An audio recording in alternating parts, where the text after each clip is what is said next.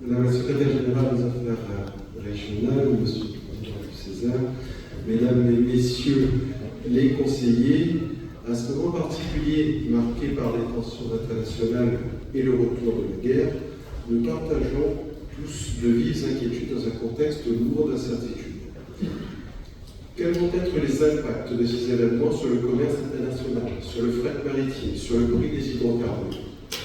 Ce sont de véritables préoccupations qui nous commandent une certaine prudence dans nos décisions. Nous devons aussi tenir compte de fortes contraintes budgétaires sur le plan national, traduites par la trajectoire décidée par le gouvernement de réduction du déficit public. Il est impératif que les collectivités d'outre-mer ne soient pas mises à contribution compte tenu de leur retard structurel et de la fragilité de leur situation. À cela s'ajoutent les interrogations sur l'avenir de la politique régionale de l'Union européenne dans la perspective du futur cadre financier pluriannuel post-2027. Ce sont autant de facteurs qui vont peser sur les finances des collectivités et des régions. Notre collectivité doit de surcroît composer avec les incertitudes concernant les recettes attendues de l'octroi de mer et de la taxe spéciale sur la consommation de carburant.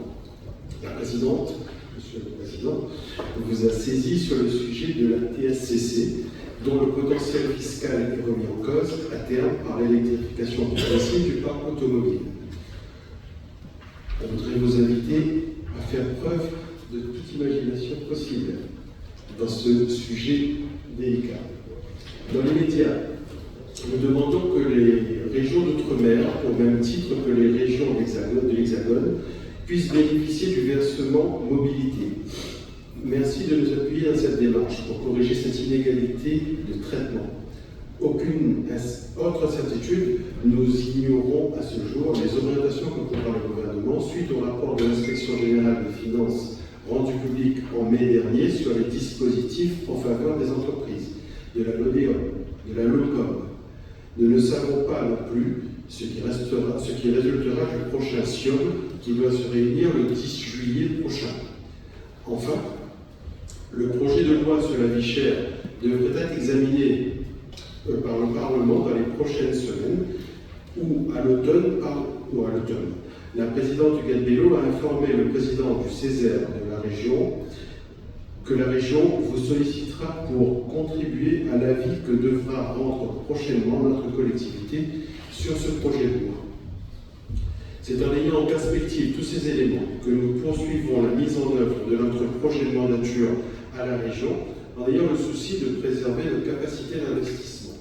Le compte administratif et le bilan d'activité de la région Réunion pour l'année 2024 s'inscrivent dans la dynamique engagée depuis juillet 2021, l'assainissement de la situation financière conjugué à la mise en œuvre du projet de mandature.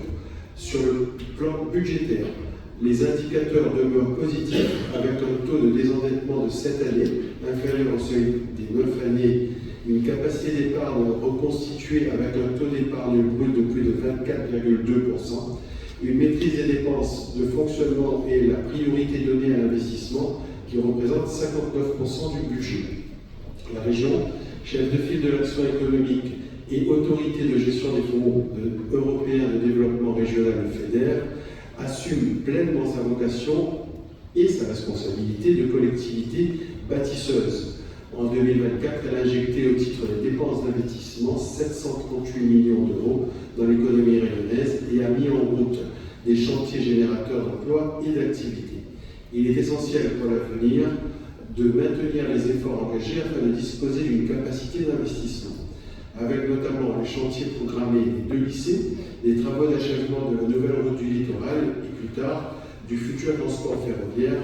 Le niveau des dépenses investissement est appelé à augmenter significativement. L'enjeu d'une saine gestion est d'assurer la soutenabilité financière de ces lourds investissements et de l'ensemble des projets de la mandature. Dans ce contexte, nous pouvons nous féliciter des bons taux de réalisation atteints en 2024. 96% des dépenses pour le fonctionnement, 88% hors dette bien sûr, pour les dépenses d'investissement. Une année qui a notamment été marquée par la poursuite des actes d'importance stratégique, l'achèvement de l'élaboration du plan régional de prévention et gestion des déchets, la poursuite des travaux de révision du schéma d'aménagement régional, la renégociation du pacte HIPRIC, plan d'investissement régional pour les compétences, le succès du dispositif de la cantine à 1 €, l'impulsion donnée à la PPE, le plan pluriannuel de l'énergie, dans la perspective de sa révision, la feuille de route issue des États généraux des mobilités, l'augmentation des offres des cartes jeunes conjuguée avec la gratuité pour les publics prioritaires, la signature des premiers contrats de filière déclinant le SRDE2I, la restructuration de Nexa, ex-Nexa, en agence de développement, la réunion de développement, les conclusions de l'audit sur le tourisme en vue de la création de l'EPIC qui est intervenue cette année. Les 2 dossiers stratégiques, Air Austral et la nouvelle route du littoral, ont également connu des évolutions positives. La gouvernance d'Air Austral a été renouvelée et sa situation financière, bien que fragile, s'améliore. Les objectifs du plan de performance validé en 2024 ont été respectés. Sa trésorerie est aujourd'hui sécurisée. Le résultat d'exploitation, les résultats d'exploitation redeviennent positifs en 2025 et elle se projette sur son avenir en visant une croissance rentable.